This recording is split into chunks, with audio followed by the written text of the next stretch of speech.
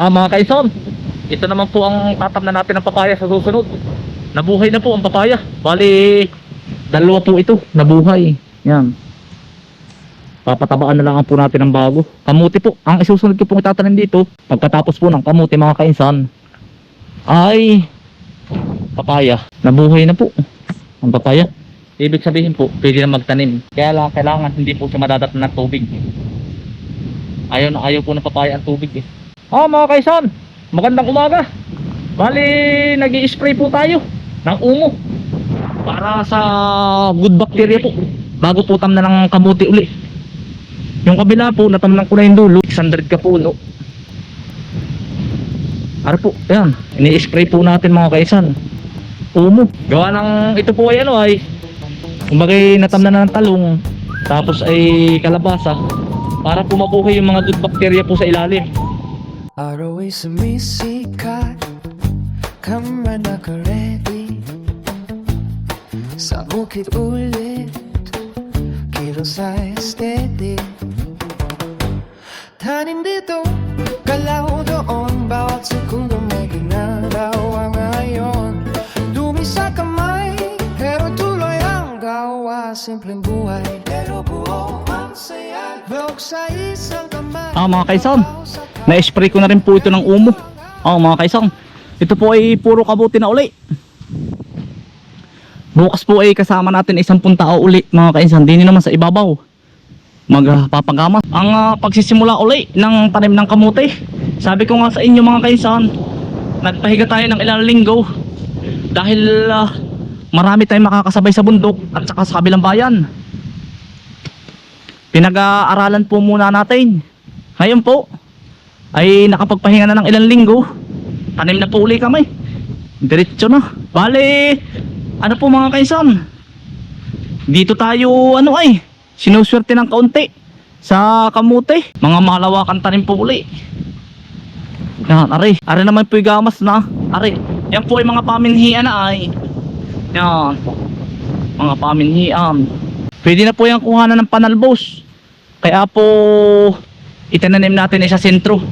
Pero kung sa mga gusto pong manghingi uli, nakahangga ko diyan, yung kahangga natin puro kamutihan na rin mga kaisan. Pupuntahan po natin.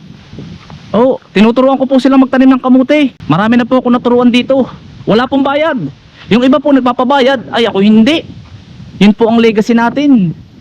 Kung bagay makatulong po, magpapabayad ka pa yung makatulong kay ayos na. Yan, kaisang kamuti na naman. Puro kamuti, walang ubos.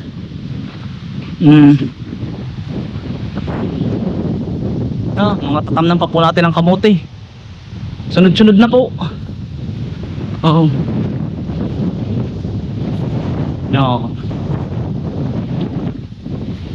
Mahalawakan po uling tanim ng kamote. Aabot po sa magandang presyo. Na-spray na po natin lahat yan ng Omo o Titap. Yan, sinautoy Toy Ornay. Sinautoy po, gagamas. Yan, sa mga naay po, sa mga nanghihingi, yan,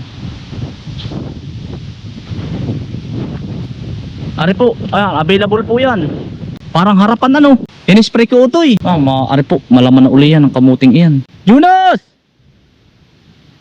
pananim. Nagkamuti na rin utoy. Si Jonas pananim. Mahigit marami magkakamuti mga kaisan. Ayos lang, maganda nga nakakatuwa. Ito po yung wari ko yan, dami na naman laman. Baka po, awan ko laang din pala. Kutob ko laang, ito yung malaman na ito uli. Yan ang sinasabi ko mga kaisan. Puro kamuti na naman. Yan. Lumaman naman. Laman.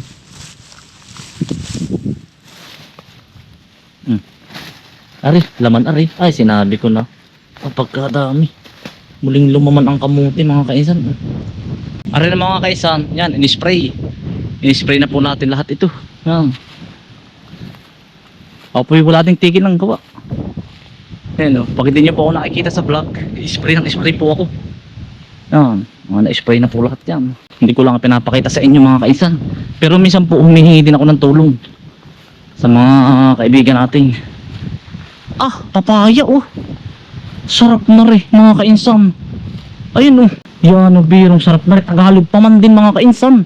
Ang dami nabubulok lang. Ay, pag-aripin nasa Maynila na ay sabi nga nung ating mga followers ay kainsan. Hindi niya anong mahal na niyan. Nalaglag. Oh. Ah, papaya. Yan. Kakainin namin daw ito eh. Ah, inalaglag naman.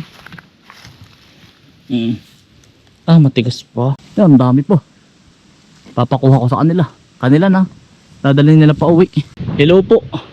Sa mga taga-kabilang barangay na bumili sa atin ng binhi noon. Ang dami din pong natulungang estudyante. Pinambili ko na po ng book. Ah, sarap itong Tagalog. Yung katang ipalan ano. Ayun. Papala natin. Ayos. Ah, mga kaisan, kumakain ba kayo na rin? Bulang lang na upo na may tapa na galing sa Lucena City. Yan. Tapos nakapitas tayo ng kaunting kamatis.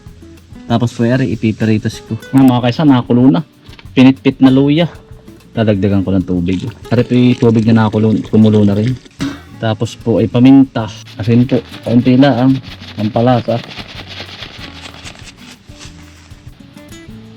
Paminta. Popo. Ah. Ah, mga kaisan, nalagyan ko ng kamatis. Sa nga pala mga kaisan, meron din itong sibuyas ha. Ito napakita sa inyo po. Ayun, sibuyas. Bulang lang. Sa iba po ay dinengding. Sa amin po ganyan lang. Ang mga upo. Yan po ay nyalaho ko lang na mamaya po ang tapa. Pag po kulong-kulo na. Oh, mga kaisan, nakakulo na ay. Oh, saka mo ilalagay ang tapa. Yan. Yeah. Palagay po namin ay tapa. Yan ang kinagisan po namin ay. Ang isihigi po niyan. Hello po sa mga taga Lucena City na masarap magluto ng tapa. Luto ng mga kaisan. Oh, ay. Wala ka nang aantayin din eh. Oh. Yari na. Magpipiritos naman po tayo ng tuyo. Tsaka magigisa ng kamatis. Ah, mga kainsan. Pipiritos po tayo ng tuyo. Request po ni nanay at ni tatay. Ano, yari na? Yan, sinanay na po. Tsaka po magigisa ng ano? Kamatis. Kamatis. Hanggang hapunan na po. Ah, kakain po. Pagkain po din siya.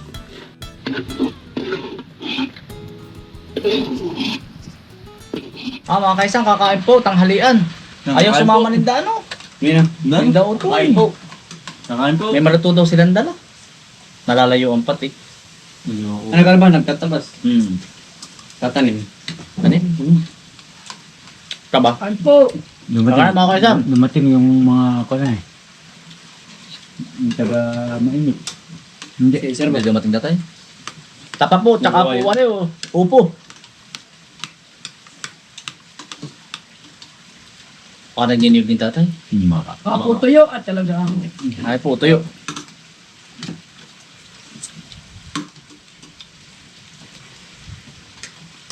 itong daw nila.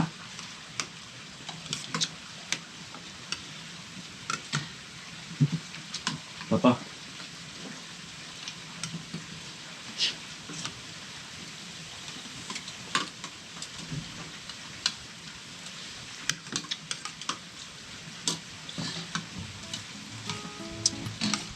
Pero may kamatis yan kaya ako.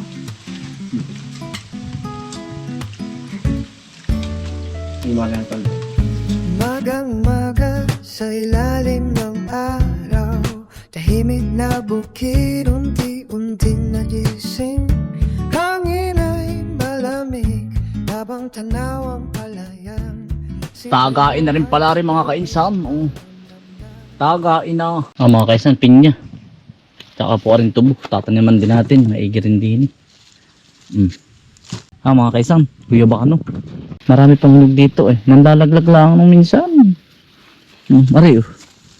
Yan, manghinog na po ito. Oh. Oras kayo lang eh. Yan, ito. Yan. Ang hinog na. Ito eh. Uy. Hinog na. Oo. Hinog na rin na rin. Uy. Ay. Guyabana po. Hinog na. Ang dami sa loob ay. Nung minsan dami na bulok. Hindi ko nga natitingnan ay. Mga kaisan. Bukalik po tayo din. Kabila po. Puhukay po tayong kamuti maya maya. O tayo. Dali. Kain po. Guyabano. Mahal na daw pag nasa ibang lugar na, no? Pag nasa SM na, no? Hindi pinabubulok. Pag hindi napuntahan. May iga rin na, tubo. Pag may masama ang pakiramdam, may iga rin.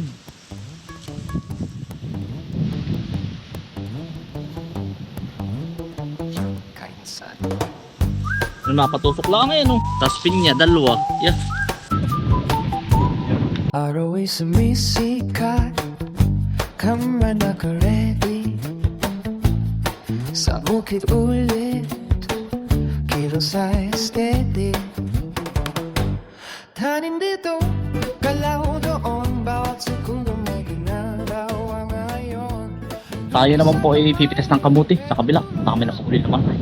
Mga kaisaw, maraming salamat po. Ang hangin sa inyong pagsama. Ingat po lagi. Stay humble and God bless. Peace. Bye. Salamat po.